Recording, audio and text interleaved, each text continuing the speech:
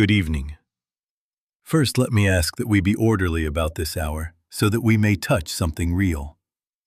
We will not race. We will not fill the time with talk for talk's sake. In a few minutes, after I have said what is necessary for the mind to quiet itself, we will have a brief, actual interval of silence, and we will not rush that either. If we are to accomplish anything here tonight, it will not be accomplished by speech addressing the air. It will be accomplished in stillness. Let me explain the reason for that. Meditation is the most important part of our work. If that silent moment is well done, the rest of the evening becomes secondary. Words can prepare the soil, but only silence lets the seed take root. Now, this may sound like a paradox in a meeting where I am speaking, but it is the truth. The deepest prayer is wordless. Our task is not to inform God, not to report conditions, not to present a case. Your heavenly Father knoweth your need before you speak. Our task is to become available to that presence which already is, and to be still enough to recognize it. Now, whether this is your first time hearing my voice or your 21st, the principle is simple. The practice is what proves it. I am not interested in dazzling your mind or enlarging your vocabulary. I am interested in bringing you, if only for a breath, if only for a flicker, into conscious union with God. For in that instant of union, the Father within begins to do the work, and human effort recedes. And I'm going to tell you what of it. You can know this tonight, not as theory, but as experience, if you will consent to be still, so that you may feel safe to remain, and to relax your grasp upon the problem you carried in with you. Let me set the order of our time. First, I will state the principle plainly, so there is no confusion about what we are doing here. Then, we will gently expose the mistaken model of prayer that has kept us busy and barren. Prayer as petition, as pleading, as explaining to God what God does not need explained. After that, I will lead you to the threshold of a treatment without words. I will usher you into silence, but silence itself will perform the work. Finally, before we go, I will outline how to live from that contact in the small hours and the common tasks of the day. We are not here to speak at God. We are here to be still enough to recognize what is already present. If we can agree on that, even inwardly, then the door is already ajar. Now let us proceed carefully, reverently, and with the quiet certainty that the infinite invisible is nearer than breathing and closer than hands and feet, awaiting only our consent to be known. Now let me say it plain, and let me say it with the weight it deserves. Meditation is the most important part of our work, transcending in importance even these explanations, even the lessons, even any treatment spoken aloud. If that meditation is well done, the rest becomes unnecessary. Do you hear that? Not less important, not almost as important. Unnecessary, because contact replaces technique. Now, whether this is your first time in such a room or your 21st, that is the law we are honoring here tonight. What do I mean by meditation? Not concentration exercises, not holding thoughts at attention as if they were soldiers on parade, not self-hypnosis, not suggestion, not the repeating of statements until they groan beneath the weight of our insistence. All of that belongs to the realm of the mind trying to rule the spirit. It cannot. By meditation, I mean the quiet receptivity in which communion becomes possible. The inner hush where the listening ear opens and the still small voice need not shout. It is not a blankness. It is an alert stillness. It is not spacing out. It is awareness gathered, surrendered, available. We are not manufacturing an experience. we are consenting to presence. We are not thinking God thoughts at God. We are becoming still enough to let God reveal God. Then why, you ask, do we bother with words at all? Because for most of us, the mind must be led to the door and taught to stop there. Words are scaffolding. They are a porch on which you leave your shoes before you enter the sanctuary. We speak to arrange the furniture of thought so that fear and argument have no prominent seat. We speak to remind the mind that it is not the doer. And then, once the reminder has done its gentle work, we stop. The lesson, the book, even the voice at this pulpit, these are midwives, not mothers. Our function is to bring you to the threshold where words cease and listening begins. From there, the infinite invisible takes over. Now here is the question you are harboring under your coat. How can healing occur when I am not affirming or asking anything? And I'm going to tell you what of it. Healing is not an achievement of speech. Healing is not the product of thought arranged more cleverly. Healing is the fruit of contact. The Father within me, He doeth the works. When the branch is consciously joined to the vine, the life of the vine flows without argument into the branch, and the withering stops. Not because the branch has begged for sap, not because it has memorized the chemistry of chlorophyll, but because contact has been established. So it is with you. When meditation is well done, when you have consented to the silence and felt, even faintly, that inner union, effort drops away. Fear relaxes its grip, and the harmonies begin to appear of themselves. You will find that what you thought you had to fix responds from the outside to a movement that has occurred within, and you will know that you did not engineer it. That is why, in this work, we rank meditation first, last, and always. Everything else is secondary, and someday you will prove it for yourself. Now we must speak plainly of the trouble, because if you miss the root, you will spend your years trimming leaves and never touch the tree. We as human beings are cut off from God. Like the branch of a tree that has been severed, it may for a short while look fresh because of what remains within it, but it is already withering. That is the human predicament. We live on effects, one effect living upon another effect, and that is strain. The body depends upon pills and programs. The mind depends upon stimulation and distraction. The purse depends upon markets and bosses and anxious calculations.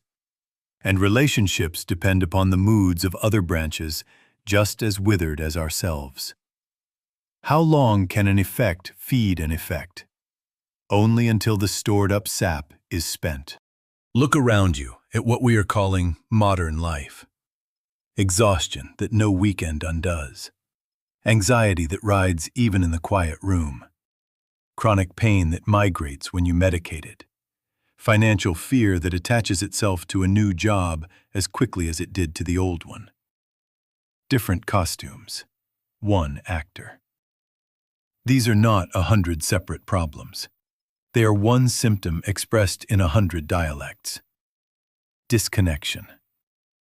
You may have more vitamins than your grandfather, and more information than a university once held, and still the inner drought remains.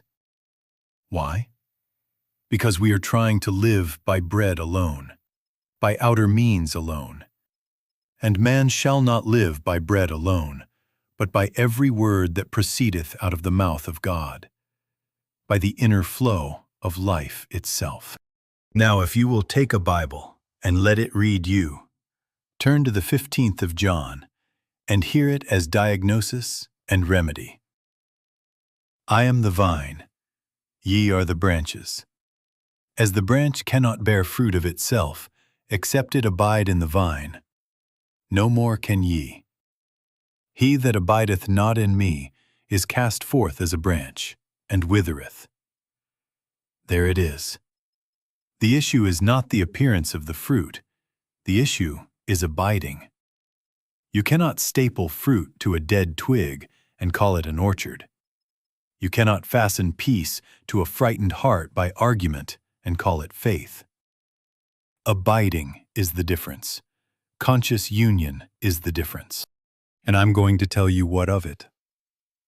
What the world calls healing is not the repairing of damaged fruit. It is the restoration of flow from the vine to the branch. When union is consciously reestablished, the sap moves of itself, and the leaves brighten, and the fruit sets in season. Do you see? The outward change is a sign, not a cause. You did not make it with words. You did not engineer it with technique. You returned to source, and the Father within performed the work. Now then, let us be honest with ourselves. As long as we live by effects, by managing, by pleading, by fastening one human solution upon another, we will know only intermittent relief and perpetual fatigue, because we are drawing from a cistern and not from the spring. The real disease is separation. The real remedy is reconnection. That reconnection is not manufactured by speech. It is yielded to in silence. It is not a new thought you think about God. It is the stillness in which you know God, and in that knowing, the withering ceases. Abide, and you will prove it. Now let us make a correction so plain that you will never again be confused about prayer. Prayer is not an audition in which you present your need, your virtue, your desperation, and hope to be selected for a blessing. All of that is nonsense. It is nonsense because it presupposes an absent God, a deaf God, a reluctant God, and there is no such God. True prayer is an audience.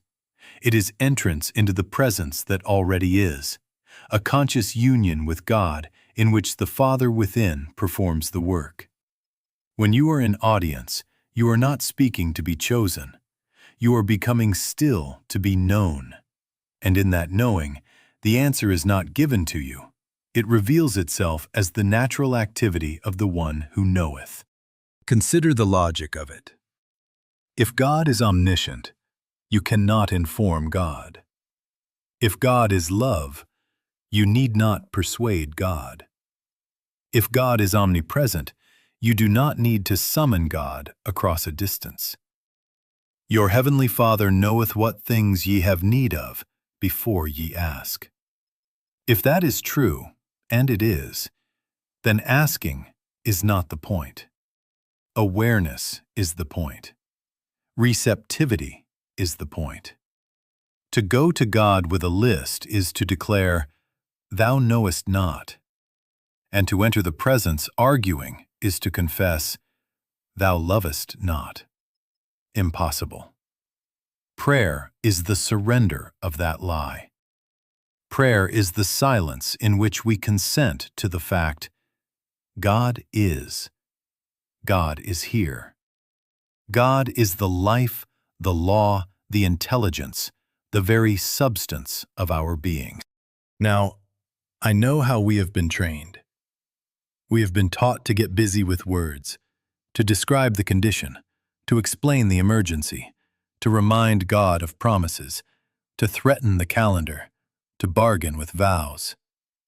And I'm going to tell you what of it. That is the long road to nowhere. It is not wicked. It is merely futile. It works on the nerves and not on the spirit. It agitates the mind into a froth of self-will and calls that fervor. But the Master did not say, "By thy much speaking shalt thou be heard."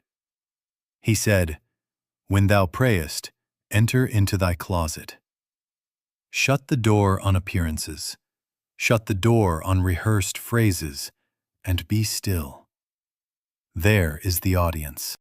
Words have their place, but only as a doorway.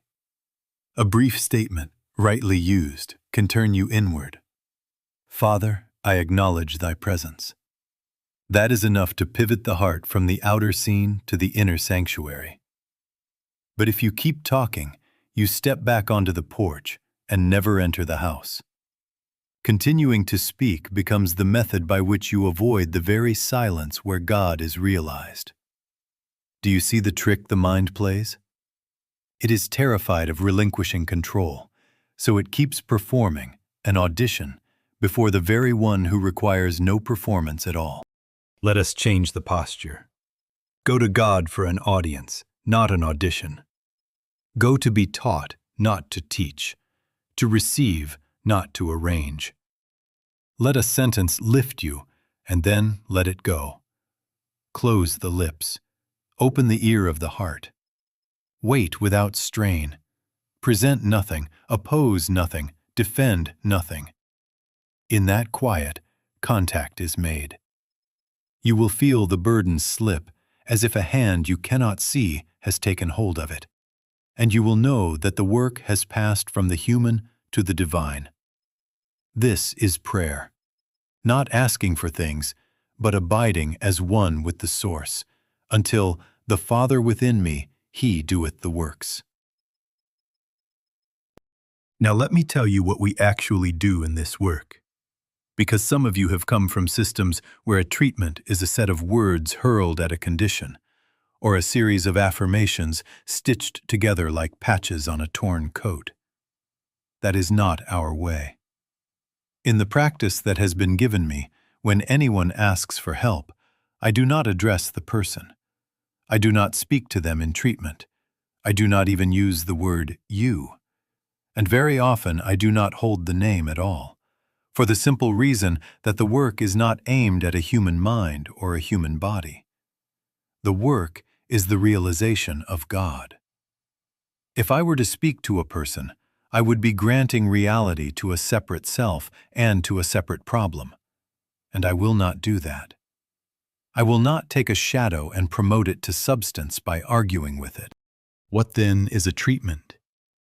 Not mental magic, not the projecting of thoughts across distance, not sending willpower dressed in holy words. All of that is nonsense. It leaves you tired, and it leaves the other unchanged.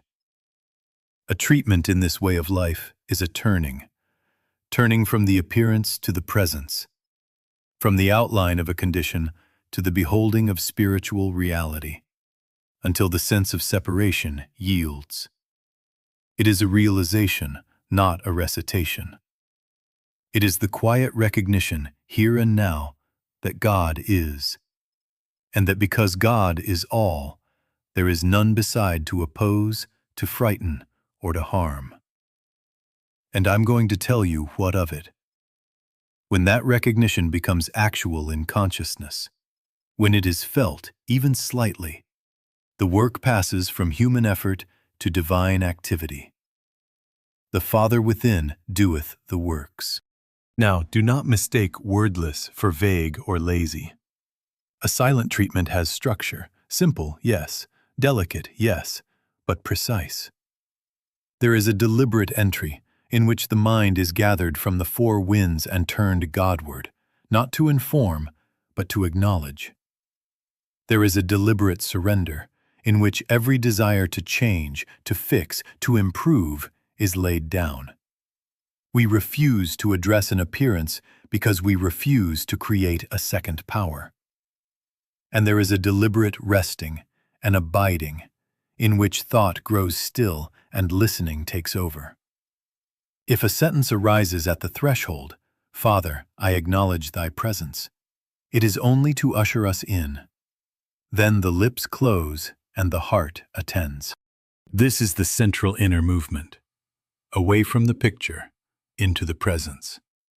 Away from cataloging symptoms, mental, moral, physical, or financial, and into beholding the one life as the only law and substance here. To continue to stare at the problem while mouthing holy syllables is to keep the shadow on the wall and call it real. To turn wholly to God is to let the light be light, and the shadow finds no wall on which to cling.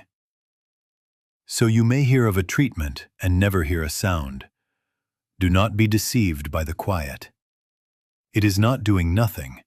It is refusing to do the wrong thing. It is ceasing to confer power upon effects and consenting to the only cause. And when that consent is honest and deep enough to touch contact, effort drops away of itself. That dropping away is our sign that the branch has rejoined the vine, and from there we wait in faith. For the life of the vine knows how to flow without our suggestions. Now let us speak very honestly about the inner mechanics. Because unless you know what to expect, you will be deceived by the first 5 minutes and miss the 6th. At the outset, the mind chatters.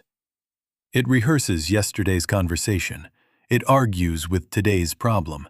It calculates tomorrow's plan. It quotes a verse and then immediately asks if it's working. It tries to help, and of course, it only hinders. Do not fight it. Do not rebuke it. Do not start another argument with the arguer. Let it pass. Let the parade go by without saluting a single float. Why? Because the moment you strive to sweep the mind clean, you have introduced a second power called my effort, and you are back in the storm. We do not conquer thought. We outlast it by our consent to stillness. Now, as you continue to sit, you will notice a soft pivot. Sometimes it arrives like a sigh that you did not decide to breathe. Sometimes, like the gentle dropping of a weight you did not know you were holding. Sometimes, like a quiet click somewhere deep. Not a sound in the ear, but a settling in the core. In my own experience, there was a clear bodily witness. The chest lifted, the stomach drew in, and I knew. Not because of drama, not because of trance, but because the sense of holding dissolved and a sense of being held appeared. At that moment, attention moves from the circumference to the center, from the busy I that must fix and guard and manage, to the silent assurance, the Father within me, He doeth the works. What changes then? First, effort drops away. The compulsion to make something happen is replaced by a willingness to let what is happen reveal itself. The problem you carried does not vanish from the world's page, but it loses the authority it held over your breathing and your pulse. The clock loses its teeth. You are not pushing, you are being carried. Now then, do not look for fireworks. The proof is subtler and more trustworthy. A deepening peace without a mental reason. A lessening of fear that you did not calculate. An inward rightness that is not the product of reasoning. As if a room has been quietly aired out, and only then do you notice you had been living in stale air. How will you know if you have touched the source? You will stop checking. The urge to measure, to peak, to evaluate yields to a simple resting. Thoughts may still pass, but they no longer recruit you into service. The shoulders rest. The jaw loosens. The prayer has ceased to be something you are doing and has become an awareness you are abiding in. And I'm going to tell you what of it. That dropping of effort is your sign. Do not dress it up. Do not chase it. Abide in it. In that quiet, the branch has rejoined the vine, and from there, the sap knows its own way. Now let us prove this for ourselves, simply and without strain. We will set clear boundaries so the mind feels safe to let go. First, there will be a brief minute to prepare, only to gather the attention and turn it Godward. Then we will have a few minutes of actual silence. No affirmations, no requests, no addressing of conditions. Only receptivity. After that, we will lift our eyes again with a simple surrender, and that will be enough. For the entry, let a single truth orient the heart. God is present. The kingdom is within. Nothing needs to be pushed. Nothing needs to be persuaded. Be still and know that I am God. Let that be the threshold. Now close the lips of thought. Let the heart listen. We are now in the silence. Do not help. Do not rehearse. If an inner voice begins making speeches, let it finish itself and pass like a wind that has forgotten its direction. Rest as awareness itself, not as a thinker trying to succeed. If fear rises, do not argue with it. It has no oxygen unless you fan it. Return, not to a sentence, but to presence. If the body sighs or the shoulders drop or the breath deepens, allow it. If nothing seems to happen, allow that. We are not working on a condition. We are consenting to God. A thought may whisper, "Is it working?" Let that question fall through you without reply. The answer is not in thought. Abide. If a picture of a problem flashes, do not brace, do not address it. Turn wholly to the invisible that is nearer than breathing, closer than hands and feet. Let the sense of "I must" soften into "Thou art." Let any remembrance of the earlier "click" be an encouragement, but do not chase it. The vine carries its own sap. The branch does not pump. Now we release. Father, the action is thine. The outcome is thine. The Father within me, he doeth the works. Our part is to abide. Thy grace is sufficient. We relinquish result and method alike. We rest the case in God. Open your eyes gently, but do not break the thread. The value here is not how quiet you managed to be, nor how few thoughts passed, nor whether fireworks appeared. The value is whether, even for a breath, you tasted the least fraction of contact, a soft dropping of effort, a quiet rightness without a reason. And I'm going to tell you what of it. If you touched that even faintly, you have the whole principle. In that instant, the work passed from human to divine, and the fruit will appear from the outside to prove it. If you did not feel it yet, you have not failed. You have seen the door. Return to this light, regular, receptive silence, and in due season the branch will know the vine, and the vine will do the rest. Now someone is saying within, "Yes, but what about my problem? If I don't name it, if I don't work on it, won't it just sit there and grow?" Let me speak to that plainly so that your heart may rest. Naming a thing, rehearsing it, arguing with it, is the very way you fasten it to consciousness and confer upon it a power it does not possess of itself. You do not change a shadow by taking its measurements. You change a shadow by turning to the light. And I'm going to tell you what of it. Every time you take a condition into your mouth and call it yours, you graft it deeper into the sense of self and make the withering seem personal. All of that is nonsense, because it begins with the lie that there is a second power besides God. Now, do not misunderstand me. We do not deny that we feel suffering. To pretend you do not feel a pain is to add hypocrisy to discomfort. We acknowledge the sensation. We refuse it authority. We look it in the face and decline to let it define reality. Reality is God's being, not the appearance passing before the senses. Judge not according to the appearance, but judge righteous judgment. Righteous judgment is the beholding of God where a problem seems to be. It is the insistence that spirit is the law, the life, the substance right here, even when the senses scream another story. Our practice does not deny experience.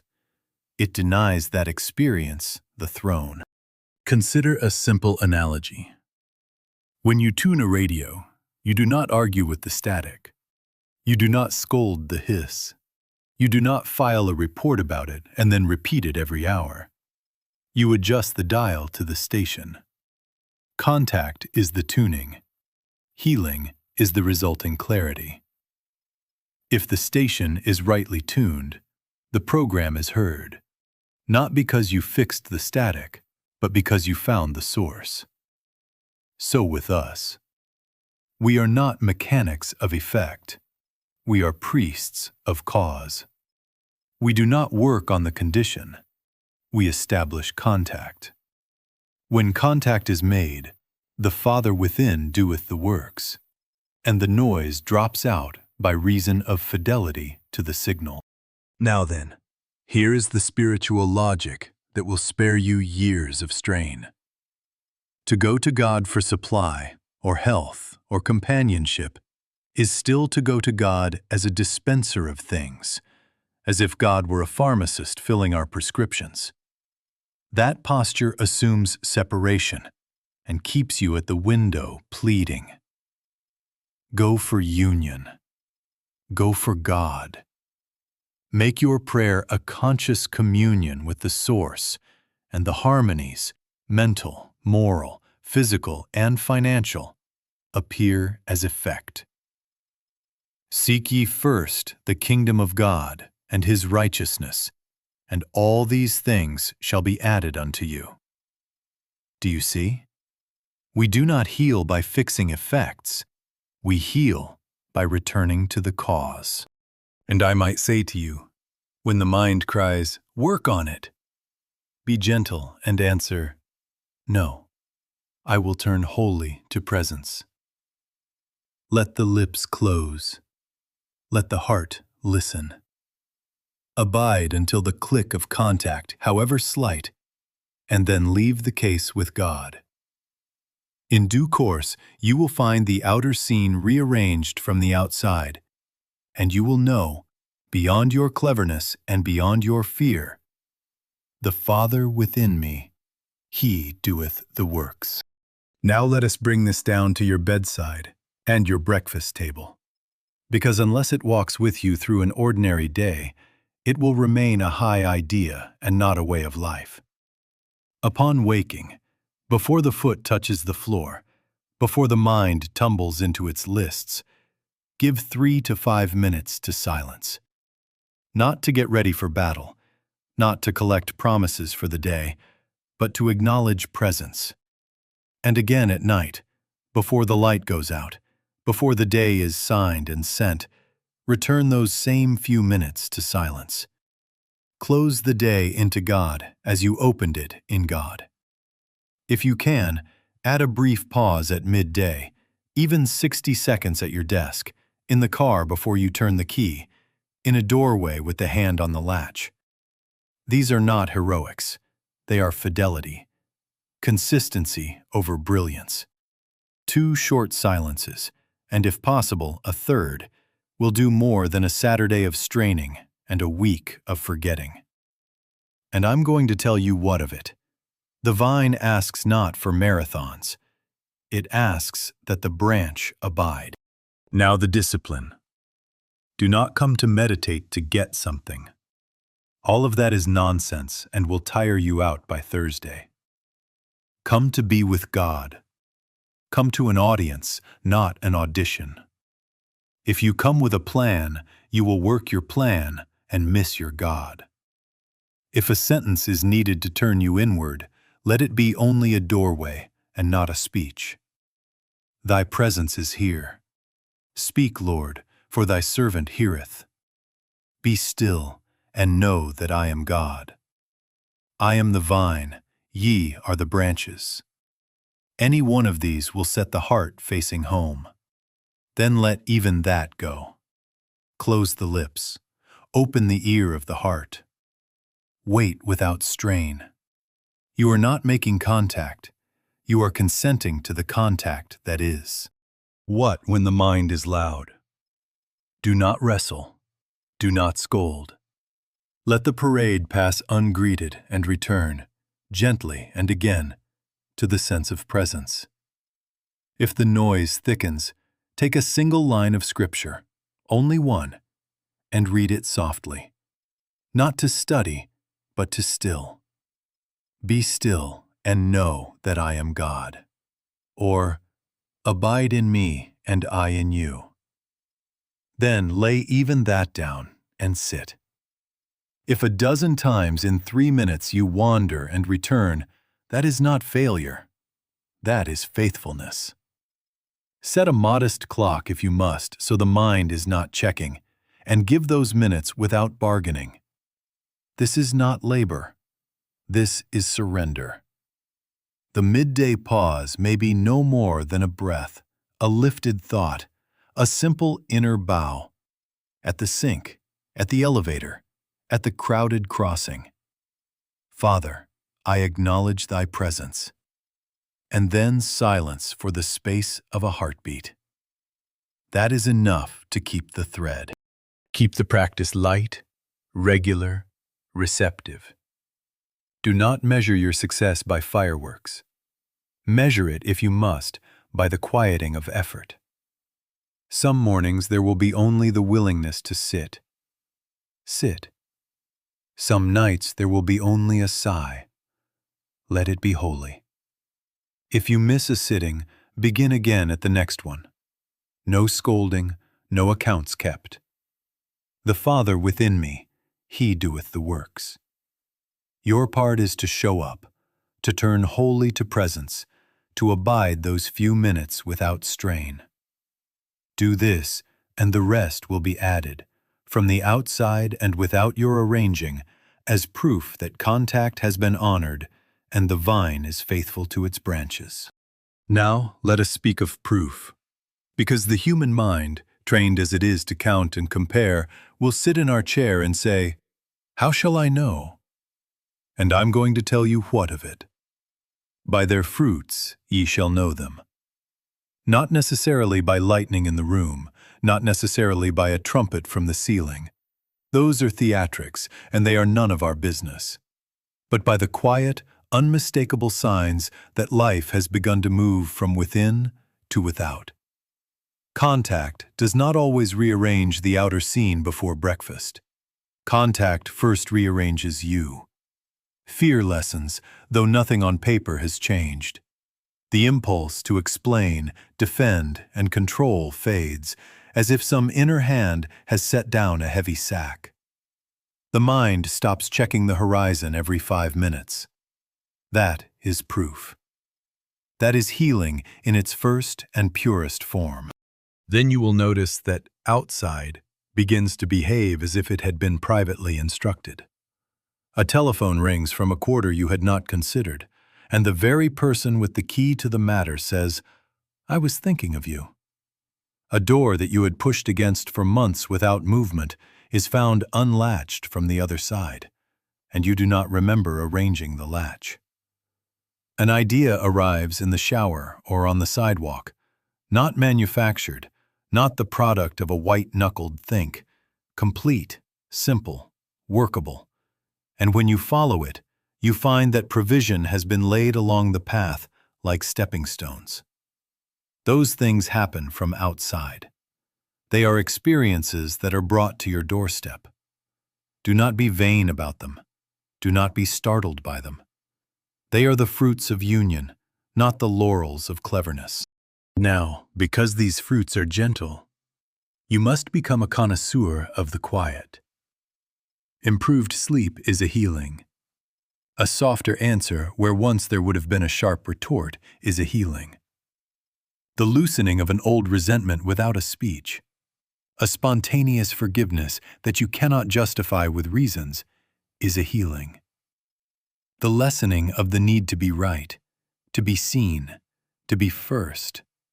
That is health in the bloodstream of the soul, and it precedes the adjustment of circumstances.